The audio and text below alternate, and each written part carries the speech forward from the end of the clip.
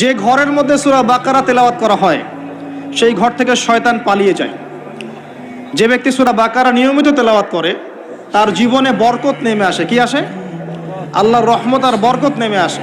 যে সূরা বাকারা তেলাওয়াত ছেড়ে দেয়, সূরা বাকারা তেলাওয়াতটা করে না, ছেড়ে দেয়, তার জীবনে আক্ষেপ আসে, আক্ষেপ।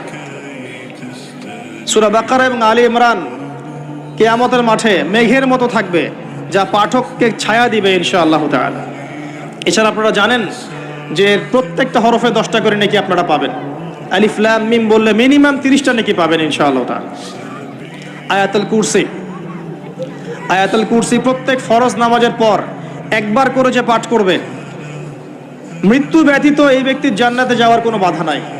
মৃত্যুবরণ করলেই জান্নাত ইনশাআল্লাহ তাআলা। আরেকটা আমল বলে দেই, সূরাতুল বাকারা এর শেষের 3টা আয়াত। আমাদের নবী সাল্লাল্লাহু আলাইহি ওয়াসাল্লাম মেরাজে গিয়েছিলেন। মেরাজে নবী সাল্লাল্লাহু আলাইহি ওয়াসাল্লামকে আল্লাহ পাক 3টা হাদিয়া দিয়েছেন স্পেশাল।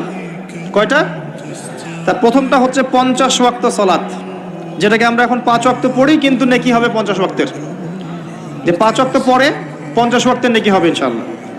এই উম্মতের যে কেউ যে কোনো ভালো কাজ করলেই 10 দিয়ে গুণ করা হবে ইনশাআল্লাহ।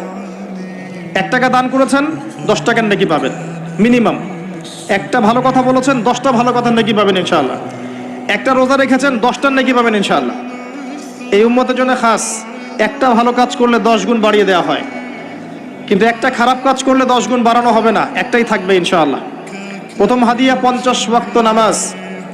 দ্বিতীয় হাদিয়া হচ্ছে এই উম্মতের কেউ যদি শিরক না করে মারা যায়, listen to me very carefully, এই উম্মতের যে কোনো ব্যক্তি শিরকের পাপ না করে মারা যায়, আল্লাহ পাক তার বড় বড় গুনাহগুলোকে মাফ করে দিবেন ইনশাআল্লাহু আযজা ওয়া জাল। আর কি চান?